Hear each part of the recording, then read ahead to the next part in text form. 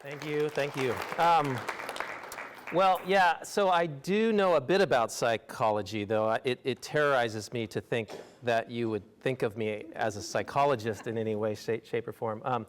One of my teaching appointments at Biola University is to students who are doing their doctorates in clinical psychology. So I teach psychologists, but I'm a philosopher, so I don't teach the psychology classes there. But I do kind of pick up a lot of psychology. So I have tried to read up on the psychological literature and research that's relevant to the intellectual virtues model of education. But and that's what I'm talking a little bit about tonight. But my real claim to fame is that when anything goes wrong at IVA, I am the one that's ultimately to blame. After you blamed everyone else, you can finally come to me because I was the person who had the idea, not to start IVA, I had the idea to start a charter school. The idea to start IVA was a Jason Bear thing, and others, many others. But I was, and I want to tell a little bit of that story just because it's good to have the origin stories of any institution, right?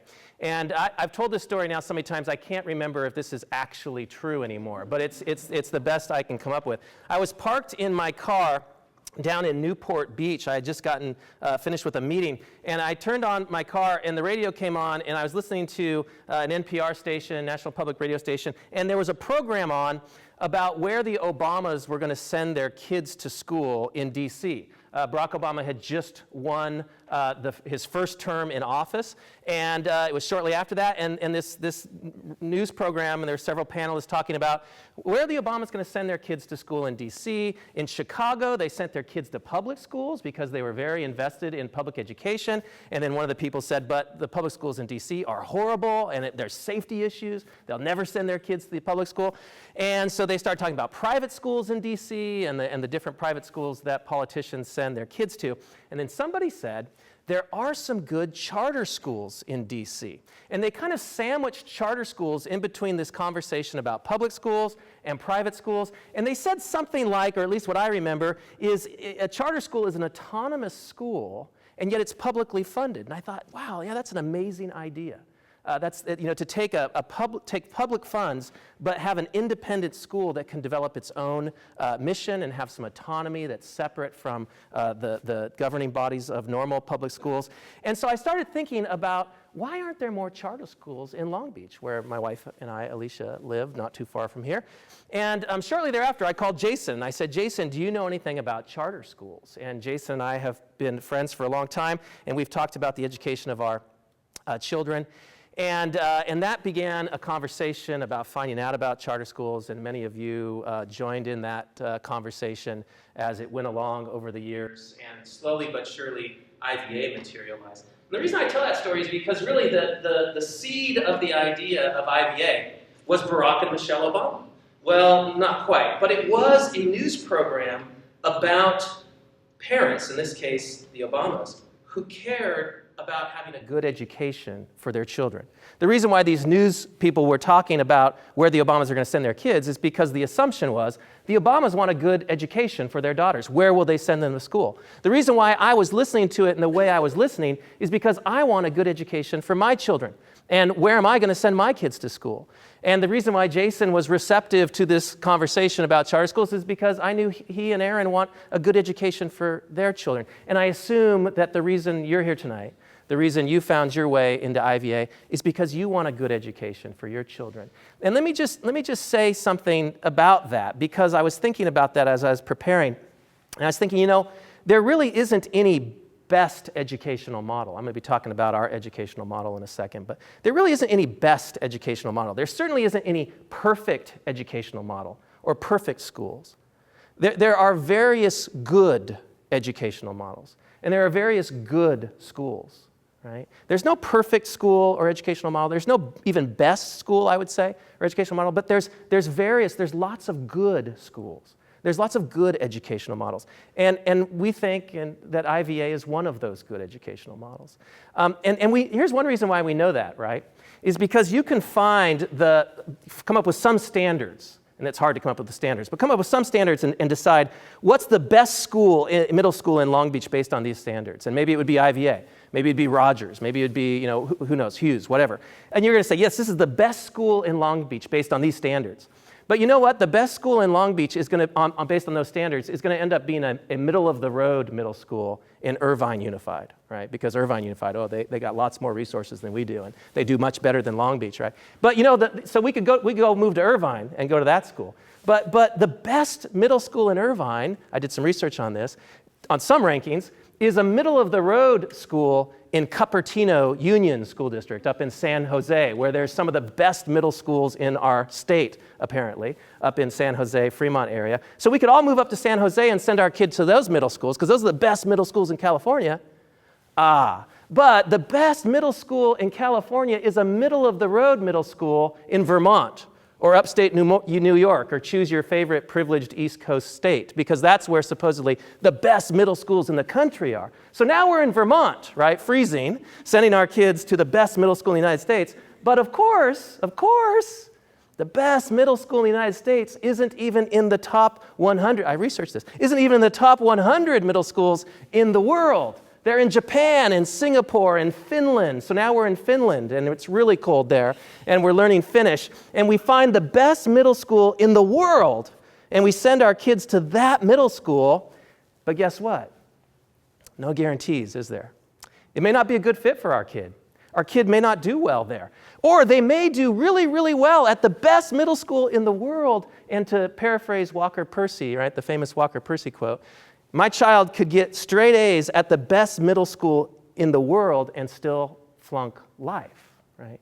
Education isn't enough to accomplish all that we hope and dream for our kids. And so I mention all that to kind of right-size me. I don't know where you're at in that spectrum, but sometimes I need to kind of crank back my desire and my ambition for education and just say, look, there's lots of good educations. There's a good education in Finland. There's a good education in Japan. There's good educations in Vermont and in California. And what I really want for my child, and I hope what you want for your children, you want a good education. And so, do we have a good education? I want to talk about that, some of the features of the intellectual virtues model and why we might think that this is a good way to educate children.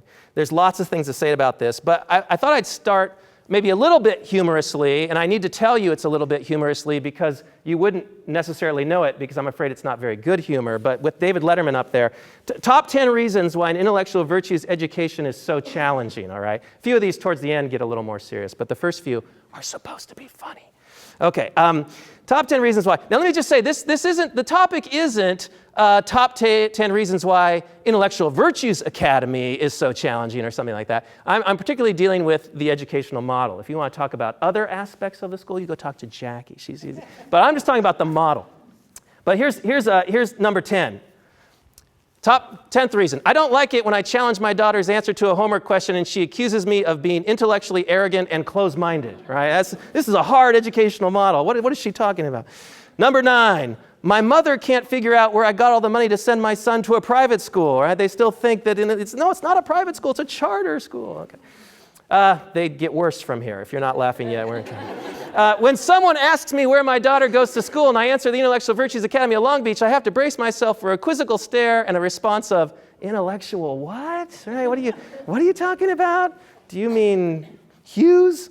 When someone asks me where my daughter goes to school and I answer the Intellectual Virtues of Academy of Long Beach, I have to brace myself for a quizzical stare and a response of, oh, that's nice, right? Just kind of, I don't know what to say after you tell me that. The phrase, my child was the intellectually virtuous student of the week at the Intellectual Virtues Academy of Long Beach is hard to fit on that bumper sticker. I mean, you need a huge old bumper sticker. Okay, they might start, I'm glad I got you laughing because I think they turn a little serious now. Oh no, there's one more. When my daughter comes home from IVA and I ask her what intellectual virtues she exhibited in class today, I have to brace myself for a quizzical stare and a response of, really, Mom? Like, what? You too, right? Now here's a little more serious one. Getting my son to succeed in school is hard enough, and with the intellectual virtues involved, it seems even more complicated. Can you relate to that one? I see a nod over there. It's easier to correct a wrong answer than it is to correct a vicious intellectual character trait. right? There's something really deep about that. I mean, to look at your child's homework and say, yeah, that's wrong, but you're exhibiting intellectual closed-minded, I don't know what to do about that, right? How do we deal with that? These are quasi-funny, I guess. I've had the list of 9 master virtues hanging on my fridge for months, and I still don't even know what the intellectual virtues are, okay? And the number one reason why the IVA education model is so challenging is I need an education to understand my kid's education. And that's why you're here tonight. And in one sense, that's frustrating in and of itself, that you need an education to understand your kid's education. On the other hand, maybe there's something really cool about that. You got to think about that one. Maybe it's kind of, maybe that should be the norm, that we actually need to be challenged as parents to understand how our kids are being educated. So here's what I want to do tonight. In one sense, I think we do need an education to understand our kids' educations.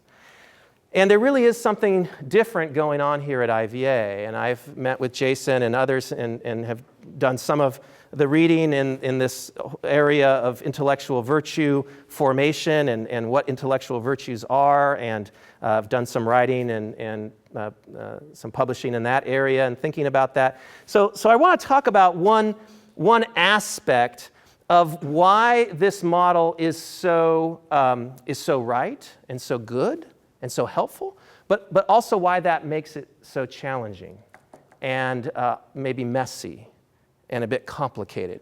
And I want to get at that by juxtaposing 2 different ways of parenting. So something we all know something about, if we don't know a ton about educating, is we know a lot about parenting. And here's 2 different models. There's loads of models of parenting, but here's 2, and they're purposefully extreme.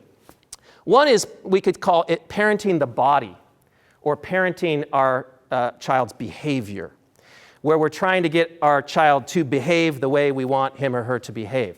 I don't know if you've ever heard of the concept of first-time obedience. One time I had a graduate student, and he had a child, and I was at an event that he was at, and his child was a toddler, and I was talking about how cute his kid was, and his son started walking towards this door to go outside, and the father, and he's only like a year and a half, the father said, no, don't go out that door, and the little toddler kind of looked back at dad, and as toddlers do, kept going. And I don't remember exactly what the dad did, but it was rather aggressive and assertive and severe, and he came back and apologized to me, and he said, I'm sorry, we're practicing first-time obedience. And I said, first-time obedience, what's that? He said, oh, this is a model of parenting that says when you tell your child what to do, they should do exactly what you say, when you say it, the first time you ask, no questions asked. And I started laughing. And I said, wow, that would be amazing. You're kidding, right? And it's a serious parenting model. And I want to say, first of all, there's something to say for it. This is the idea that a parent should only have to ask their child one time to do something or not do something, and the parent should immediately get the ask for behavior, no questions asked. In one sense, I want to say, wonderful. That would be great. Go for it. See if you can do it. Tell me how, right? But another part of me wants to say, risky. It could turn out to work well, right? But it would only work well if you got your child to do exactly what you wanted every time you said it, but eventually they came to understand why. Because we wouldn't think it would go well if they were just always doing what we were saying, but they never internalized the motivation. Psychologists talk about being extrinsically motivated and intrinsically motivated. Extrinsic motivation is when you're doing something because someone's telling you to or because they're going to pay you for it. You don't really want to do it, but you're doing it because of some authority. Intrinsic motivation is when you actually want to do it yourself. And the most important things in life, we hope that we're intrinsically motivated to do. We do them because we want to, not because we're going to get in trouble or get a ticket or not get paid or something. So I want to talk a little bit about the risks of this way of parenting and then adapt that and talk about how this might apply to education and the IVA model in particular. So here's some potential risks. One risk of parenting merely the body, merely behavior, is you could get what a guy named Philip Cushman calls the empty self. A parent gets the requested behavior, the child behaves, but the child loses touch with his own desires, his own understanding, her own feelings. So you get your child to behave, but they don't really know what they want, what they think, how they feel about doing what you've asked them to do. Because you don't ask them, right? You don't care what they think. You just want them to do what you want them to do, right? Do what I say. Why? Because I said so, right? How many of us have pulled that line out? Well, that's a little bit of this. I don't care what you want, what you think, what you feel, whether you're tired, whatever else you want to do. I just need you to do this now, right? And sometimes we'd have to do that as parents, right? So there's a time where we just say, trust me, you need to do this. But one risk of always doing that, right, is we could get the empty self. We could get a child who doesn't really know who they are. They don't really know what they feel because it's never been valued. They've never been asked, okay? I'm going to talk about how this again applies in the educational context. Another risk is we can get what we might call the Eddie Haskell syndrome. Remember Leave It to Beaver? Remember Eddie? He was so nice, but he wasn't, right? He was so nice on the outside, right? The Eddie Haskell syndrome is a parent gets a child who behaves outwardly, but inwardly, they know exactly how they feel, exactly what they want, exactly how they understand things, and they keep all that on the inside, and they keep that hidden from you. So they have a double life eventually, right? They please mom and dad. They show a real good face to the outside world, but inwardly, they haven't suppressed all their desires and feelings and thoughts. They have cultivated them, but they don't bring them into relationship with mom and dad, right? So they bring all this stuff over here, and they have a double life. That's another risk of parenting just the body, just the behavior. Last risk, there's certainly others, but one that we might find is you could end up having the rebel, right? A parent gets a child who, this isn't a child who outwardly obeys, this is a child who outwardly does the exact opposite of what the parent asks. I mean, true rebellion is actually a way, as we say, to get attention. The child's actually rebelling because they're rebelling against the parent's lack of care of who they are. And so they find out, what does mom want me to do? I'll do the exact opposite, right? To try to get her to actually listen to who I am and what I'm doing. So you could very easily end up with the rebel. Of course, again, it could go better, and this is an extreme kind of case, but I think these potential risks are certainly there. And so most of us don't just parent the body. Most of us don't just parent to get the right behavior. We parent the mind and the body. We do care what our kids think.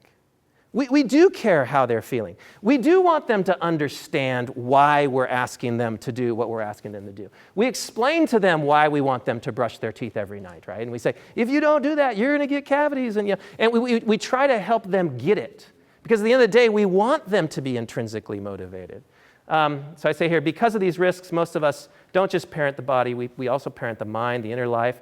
Parents want to know what our kids are thinking, what they feel, what they desire, how they understand things, how they understand us as parents. That they actually understand, again, why we're doing it. We want our kids to be intrinsically motivated, not just extrinsically motivated. But here's the catch. Once you let your child's mind into the mix, their desires, their feelings, their thoughts, it gets messy. And parenting slows way down. It's not very efficient, right? Because now we're negotiating. And I'm dealing with someone who actually doesn't want to do what I want to do, and I'm not just going to run them over. I'm going to listen, right? You know, and this is so important, though. Even though it's messy, we realize that we got to pay attention. Just recently, my wife and I, well, actually, the beginning of the school year, we have a daughter, and she's in first grade at Longfellow, and she didn't want to go to school. And at first, I was just like, sorry, honey, summer's over. You got to go to school. Just get in the car. We're going to school. Or here we go. We're going to walk to school. Don't want to go to school. Okay, why? I don't know. Okay, here we go. Just, I was parenting the body. Just get your body into school. I asked you why. You don't know why. Go. Sorry, not a good answer, right? And then eventually, she started mysteriously having tummy aches right before school started. Every morning, about 10 minutes before school started. My tummy hurts. Yeah, right. Go to school, right? And eventually, we kind of wised up and we thought, well, hold it. I think her tummy really does hurt. Honey, why does your tummy hurt? I don't know why. Okay, go to school, right? But eventually it's like, well, hold it. Are you nervous? What's nervous? Right? Well, it is something. Are you scared of something? Make a long story short, yeah, it turned out there was a reason why she didn't want to go to school. It was hard for her to get at it, but once we were able to help her put together some of the pieces and not just get her body in the place we want it to be at 8 o'clock in the morning, we were able to help her deal with that problem so that she wanted to go to school. Now, she still doesn't totally want to go, but at least that problem is taken care of, right? So we parent the body, we get our kid's body in the place it needs to be at the time it needs to be there, but we also try to pay attention to the mind. But again, once we do that, parenting becomes very challenging, as you all know. So what would it look like to educate for just the body or just behavior, right? Kind of the equivalent to parenting the body. Well, this would be a form of education that's again, behavior or performance oriented. You set measurable standards, and then you expect students to reach them, and then you measure them and see how they did, right? It's very easy, in a sense, to educate for the body. You just say, here's the skills and knowledge you need to possess, and here's a test to see that if you have mastered that, and here's the way we're going to help you towards it, right? And it's an easy, efficient, low cost in many ways way to educate, because you can educate massive amounts of people in a very predictable way. Of course, there are problems with it, and we'll get to some of those, but it's a model that's very attractive. This model does not concern itself with whether the student understands the importance or the rationale behind the skills and knowledge. It doesn't care, in a sense, about whether the student wants to gain these skills and knowledge. It doesn't care how the student feels about the skills and knowledge. I'm not saying that individual teachers don't care, but this model basically says we want to get your body and get you thinking and doing the things we want you to do by the end of whatever grade we're talking about. So again, here's some potential risks. What's the educational equivalent of the empty self? Well, I teach college students, so the educational equivalent to my mind is the undeclared major. It's the student who gets to college. Now, nothing against you if you didn't know what your major was. I didn't know what my major was either. But I think part of the reason why I didn't know what my major was is because no one had taught me to think about what I'm good at, what I like to do, what I don't like to do. I kind of thought, well, my dad was an engineer, I'll be an engineer too. Even though after a couple of years of college, I realized I don't want to stare at a computer screen and numbers all day long like my dad does, right? The undeclared major or the performer is the student who comes to college where I teach, and they just say to me, can you just tell us the answer? I don't want to know why it's important. I don't want to know how you got to it. Just give us the answer, because they've been trained to just find out what the answer is and spit it back out. And that's all they want to know, right? I give these students, assignments, and I say, okay, I want you to think about this issue and give me your own view on it and argue for it. And they look at me and they say, well, what view do you want us to argue for? And I say, well, no, I want you to think about your own position and argue for it. Well, is there some book I can read to find out what position I need to argue for? No, you just need to think about it, right? And they can't get over that. They've been so trained to find out what the answer is and then give that answer that they don't really know what they think. And worse yet, they don't know how to go about figuring out what they think. That muscle just hasn't been exercised, because they've just been spitting out the right answers for so long. So this is the student that performs. They can once you tell them what the answers are, they can regurgitate it, right? But they don't really have the inner process to get there. What's the educational equivalent of the Eddie Haskell, parenting? Well, it's Eddie Haskell at school. It's the student at school who just wants to find out how to get a good grade, right? It's not, tell me the answer, it's will this be on the test?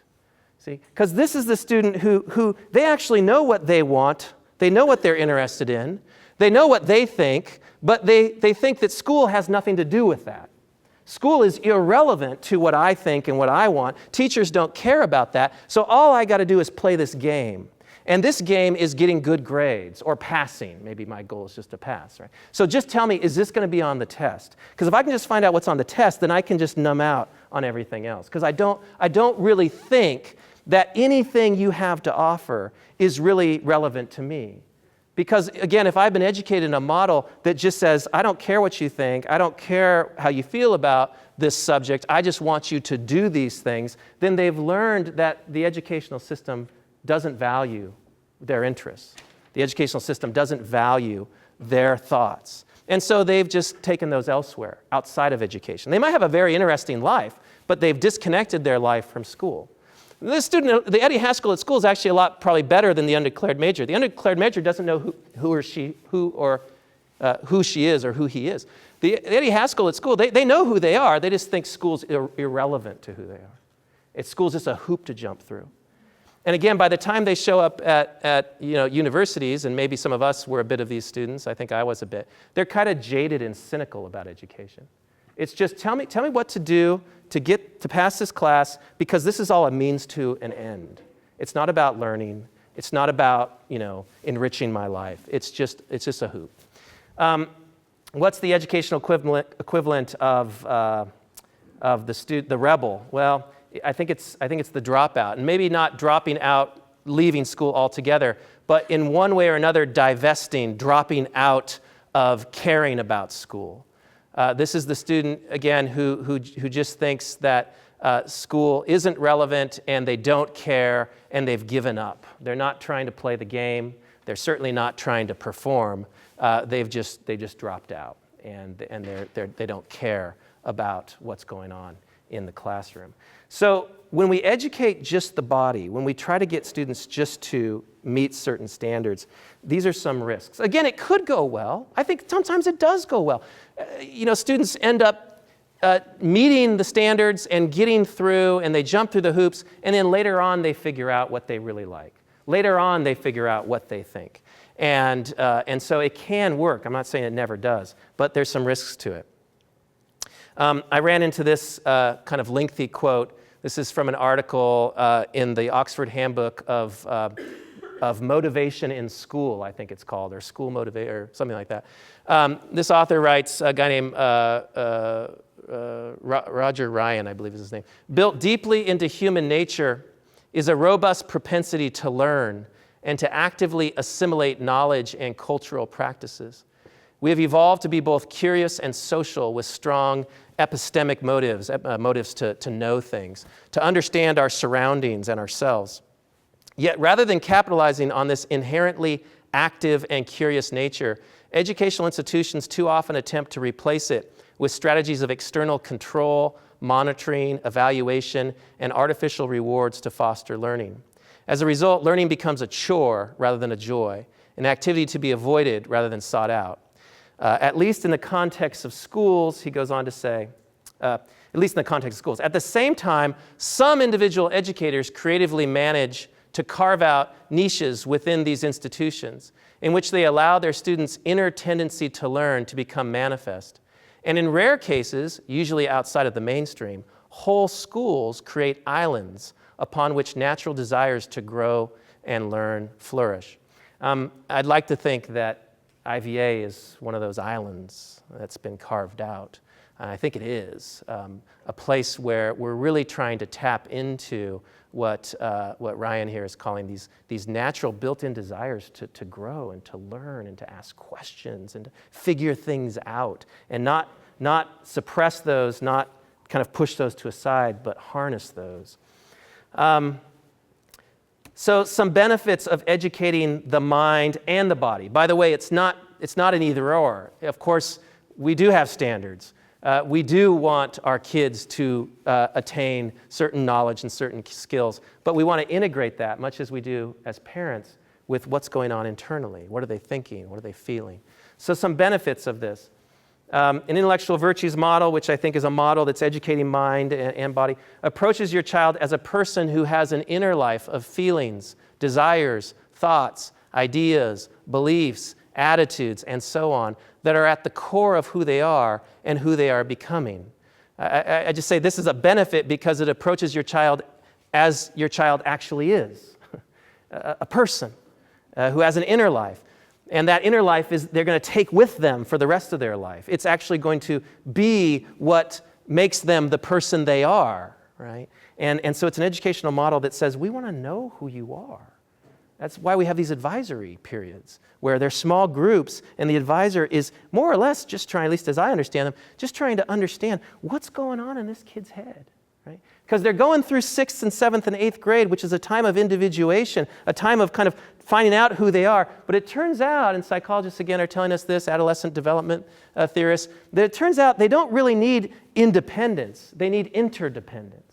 They need to check in with adults and get feedback, and then they need to go try it out. They need to come back and try it out. And so they need people who care about who they are and who they're becoming and what they're thinking. They need parents, but again, parents oftentimes are in a bind here because you're the very ones they're starting to push off from. And so other adult figures, coaches, teachers can become very influential. An intellectual virtues model will help your child value who they are and who they are becoming. Even if they're not able to totally articulate what they think or what they're interested in or what they're curious in, just asking the question, just asking the question models to them that must be important, right? At least the question's being asked of, who are you really? What are you thinking? Why aren't you interested in this particular problem? Why don't you like this subject? Why do you like this so much? Why are you so energized by this? Intellectual virtues model will help your child mature as a person. I want to spend a little bit of time on this, and then I'm going to open it up for questions and any feedback you have. But this last one is kind of a vague one, but there's loads of psychological research that suggests that certain parts of an intellectual virtues model of education are essential building blocks of adolescents becoming mature human persons. And part of what it is it's the relational interaction. It's being known, being understood, being valued. Turns out, surprise, surprise, that kids who feel like adults know them, understand them, care about them, they develop and mature in a more healthy way than students who think adults don't care, don't really understand, and they push off from the adult community. The problem, again, is in a lot of our schools, the educational model, there's lots of teachers who care, but the educational model doesn't allow them to care in the way that an intellectual virtues model does. Because an intellectual virtues model gives our teachers permission to stop in the middle of the class and say, that's really interesting. That's a really interesting question you asked. Not everyone asks those kinds of questions. What's going on in your head, right? And so there's permission to find out kind of what are our kids' desires? What are their feelings about learning? What is motivating them? So this is another article from the Journal of Early Adolescence, and this is kind of the first quote's not very difficult, but the second one is you'll have to put on your intellectual virtue hat of attentiveness and humility and what else do we need here? Autonomy, Jason. Okay, so this quote's not so overbearing, but this is the start of the article. These are all psychologists at University of Rochester in an article called Representations of Relationships to Teachers, Parents, and Friends as Predictors of Academic Motivation and Self-Esteem. They did a study of middle school students, 7th and 8th grade students in upstate New York. And this was the start of the article. I'll tell you about their research in a second. But in virtually every domain of human endeavor, these authors say, there's mounting evidence that a network of supportive relationships facilitates an individual's motivation, self-reliance, and relative achievement compared to other people. John Bowlby, who was a psychologist of the mid-20th century, once stated, human beings of all ages are happiest and able to deploy their talents to best advantage when they experience trusted others as standing behind them. And so what this study tried to do, they looked at like 600 7th and 8th graders, and they tried to measure how these 7th and 8th graders, how connected and secure they felt to their parents, to their teachers, and to their friends. And then they had a measure, so how connected, secure do they feel to parents, teachers, friends, and then how well adjusted are they in school? How much do they like their school? How much do they like being at school? How much do they enjoy learning? How self-confident are they? What's their self-esteem? And then what they were looking for are there correlations between how connected they are to parents, teachers, friends, and these positive outcomes. And what they found, just to kind of blow the lid off it, is, we'll look at the quote in a second, or some of the results, but what they found is that students could feel very connected and secure with their peers, with their friends, was negatively correlated with positive self-esteem, with self-reliance. That is, they felt secure with their friends, and it actually didn't make them more didn't increase their self-esteem, it lowered their self-esteem. It didn't make them more self-reliant, it made them less self-reliant. So their peer relationships in this study, now there's other studies that show something slightly different, but in this study, peer relationships didn't seem to positively impact students, okay? But guess what? A felt sense of connection and security with parents and with teachers, self-esteem goes up, school success goes up, what they call school adjustment goes up, feeling good about school, feeling good about learning, self-reliance, confidence goes up, okay? And here's kind of a quote that there's more to it that we'll go in a second, but it appears, this is some of the results, that the quality of both teacher and parent relationships uniquely contributes to school functioning such that students who feel more secure with and more able to utilize these adults also report more positive attitudes and motivation in school. Adolescents who reported emulating parents and teachers, they want to emulate their parents and teachers, showed more positive school adjustment, that's feeling good about being at school, and motivation in school. Whereas emulation of friends, if they wanted to be like their friends, was related negatively to these school relevant variables. So they didn't want, there wasn't this positive school adjustment and motivation if they wanted to emulate their friends. Peer pressure, right? Negative peer pressure. Emulation of friends also was related negatively to self-esteem. So when they wanted to emulate their friends, that didn't show that their self-esteem went up, but it did, their self-esteem went up if they wanted to emulate parents or teachers. By contrast, emulation of significant adults is related to both greater school engagement and positive feelings about oneself, suggesting that identification with adults also may be associated with internalization of the values they transmit. It appears that for adolescents, a sense of emotional security with teachers and utilization of teachers as emotional and school supports is associated with a greater sense of control, autonomy, and engagement in school. Let me just mention this last little bit here, and I want to kind of riff off of this. In this sense, the study emphasizes how much schooling is an interpersonal as well as a cognitive enterprise. And more specifically, the real-world importance of students' underlying beliefs that teachers represent sources of interpersonal support. Now, what's interesting about this is these findings, there's lots of studies that have kind of confirmed these sorts of findings, that one of the best predictors of academic success is the teacher-student sense of security and warmth and nurture. That they have a sense that the adults in their school environment actually care about what's going on, actually understand them and know them, and they do better, okay? They feel better about school, they're more motivated to learn. Okay, there's lots of evidence that supports this. But one thing that's interesting is this is all a traditional educational model. And notice that kind of comes out here. The study emphasizes how much schooling is an interpersonal as well as a cognitive enterprise. This kind of suggests that it's an either-or kind of thing. That if it's a cognitive enterprise, the interpersonal goes out the window, right? If it's cognitive, again, we're just trying to get them to believe the right things or think the right things or get the right answers. And this study's saying, but the interpersonal is important too. What about an educational model that says, no, the cognitive is interpersonal? We're not just trying to educate their body, right? We're not just trying to get them to cogitate the right way. We're actually trying to help them understand who they are, what they're thinking, how they think, how their mind works. And so the intellectual virtues model actually collapses these things. School is not just interpersonal as well as cognitive. In the IVA model, all education is interpersonal. It's all interpersonal. It's all about this relational interaction. And so, again, another way to put this point is in a traditional educational model, the only way to know your teacher really cares is outside of class oftentimes. It's not when they're going through the content, because when they're going through the content, they're just trying to get you to master the content. So the only time you know the teacher cares is after class, in the hallways, you know, the sidebar at the teacher's desk.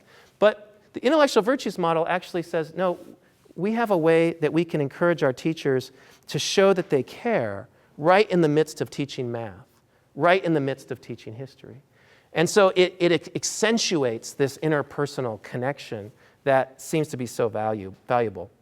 Now, I threw this slide in here at the last minute, and you can tell it's not my formatting. In fact, The yellow highlighting was somebody else, and I tried to get rid of it because it doesn't serve my purposes, but I couldn't. My PowerPoint skills are not that good. I guess I need to be educated for behavior and performance more or something. But this is from the American Association of Colleges and Universities, a study they did of learning outcomes ranked by employers. So here's another reason to think that the intellectual virtues model is a beneficial one. It's a very kind of utilitarian reason to think it's a good one. But the employers want certain learning outcomes. When they gave them a list, they asked them, what's most important? An employer said, the most important thing we want college grads to have is the ability to think critically. Right? The ability to think critically, inquiry and analysis, right? Problem solving, oral communication, written communication, information literacy, creative thinking, teamwork, quantitative literacy, and reading. Right? There's a lot of the intellectual virtues on this list. But these are the things that employers are looking for, and these are many of the things that the IVA model values. So let me end with a couple thoughts about, and I want to kind of turn it over to you, about what I'm going to call some best practices of parenting an IVA student. Now, you could either think of these as best practices of parenting an IVA student or Steve Porter's half-baked ideas about how you can parent a IVA student. So that's where I'm looking for your help to help me think about these and maybe suggest some that you've stumbled into or found your way into. But here's a couple thoughts that I was having as I was reading over some of this. And by the way, one of the books I found that I think is really helpful, a recent publication by a UCLA neuropsychologist named Daniel Siegel called Brainstorm, The Power and Purpose of the Teenage Brain. And he's talking about adolescent brain development. But he talks a lot about this issue of supportive relationships and how much, in fact, you'll see a couple quotes from him coming up here. So here's one half-baked idea. Actually, this comes with a lot of support. Accept that parenting an adolescent is incredibly challenging. Right? Siegel, I was reading Siegel's book, and he puts it this way: adolescence is known across cultures as a time of great challenge for both adolescents and the adults who support them. In a sense, it's just to say this is a tough time of life. It's a tough time of life for your kids. It's a tough time of life for you as parents. Now, maybe it's going really well for you and your kids, and you're hoping the tough times don't come, and I hope they don't either. But for a lot of adolescents and a lot of parents, this is a really challenging season. There's a lot going on in these kids, and so in one sense, give yourself a break. This is a tough time. This is a really tough time. And if you can navigate this time in some decent ways, that's going to set your kid on a trajectory that's really great, because this is a tough time for kids. Second, this is kind of a bit of a contradictory, or it's in tension with the first point. Parents don't get a pass in adolescence. It's a tough time, but it's not the time to say, you know what, I don't understand what's going on with this kid. I'm going to step back. Right? And again, I was kind of challenged in this regard reading Siegel's book. He says, the view that adolescence is something we all just need to endure is very limiting. To the contrary, adolescents don't just need to survive adolescence. They can thrive because of this important period in their lives. What do I mean by this? A central idea that we'll discuss in the book, he says, is that in very key ways, the work of adolescence, the testing of boundaries, the passion to explore what is unknown and exciting, can set the stage for the development of core character traits that will enable adolescents to go on to lead great lives of adventure and purpose. So it's a crucial time. It's a crucial time. And we don't get a pass. We got to be involved. And it's challenging, though. Third point, stay engaged even if they don't respond. Keep asking the questions even if you're not getting much in response. Because, again, even hearing you ask the question at least communicates you're interested. And you may not get much. I mean, my kids are in 4th and 1st grade, and I say, what happened at school today? I don't know. Nothing, right?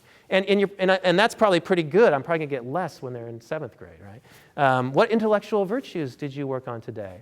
Really, Mom? Right? So some of your kids might be expressive, and if they are, just go with that. Because you don't know when it's coming, but they might clam up here pretty soon, right?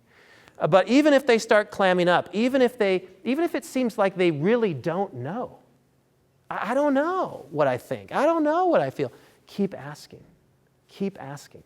Because the questions will linger. And sometimes it's late at night after you've asked 20 times and you didn't get anything, that all of a sudden the story comes up, right? So stay engaged, try to keep asking. That's challenging, that's hard to do. Here's another idea, kind of just going back to this idea of parenting the body and the mind, is to balance the body and the mind. It's a balance. Sometimes we do just need our kids to behave and to do what we're asking them to do, and we don't have the time to go through all of the reasons why they don't want to or what else they want to do, and we just need them to do what we're asking. And I think if we can build enough rapport with our kids, we can cash in on those times and just say, you know what, right now you just need to do it, and there's not a lot of questions right here. But other times, again, we need to earn that. We need to earn that by, when we can, taking the time to say, okay, you don't want to do it, or you want to, tell me what's going on. What are you thinking? And not to immediately jump all over their answer, but to let them express, so I'm going to do my homework, but I wanted to do this first, and I was thinking I would do that. And let them get it out there and hear that. Say, okay, it's nice to hear how you're thinking about this, and I'm glad to know that you have these other things you want to do. I appreciate that, but sorry, I need you to do this, right? And so you may come back to the body and just say, this is what you need to do, but let me tell you why, right? And again, the conversation might break down somewhere along the way, and again, that's okay. But to try to integrate these two things, where we want our kids to behave and to perform and do the things they need to do, but we also want to communicate that we care about what's going on internally. I think this is the last one. Try to see the forest for the trees. Realize you can lose the battle and win the war rather than win the battle and lose the war. Right? And sometimes I think we all as parents sometimes get stuck trying to win a battle over getting this homework done, or over, whatever it is, wanting our kid to do what we want them to do. And we're going to win that battle, doggone it, but we win that battle at a great cost. And I guess it depends on what you think the war is, right? But, what's your vision for what kind of relationship you want with your child on into the future? And there might be times where we need to give a little bit in this situation so that we don't so break down, again, the rapport we have with our kids, that we end up losing something bigger that we want. And so there's times where we have to see the forest for the trees, right, and step back. My wife and I just got a puppy and talk about wanting to parent that dog's body. I want the dog to behave, and I want it to behave now, and it's a dog, for goodness sake, so I don't care what it's thinking. I don't care what it feels. I don't care what it wants to do. I want it to do what I want it to do. But sometimes I lose my temper with this dog, right, because it's a dog, and he's frustrating me. And I think, even with this dog, I want to step back and see the forest for the trees and how I'm treating this dog. And because I want this dog to be the kind of dog that's going to be friendly and nice and well-adjusted, right? So, you know what? You got into the garbage can for the 10th time today, and I've told you no 10 times, and I want to kick you out of the house. Literally kick you out of the house. But I don't want you to turn into a mean dog, right? So you got to step back and take that deep breath.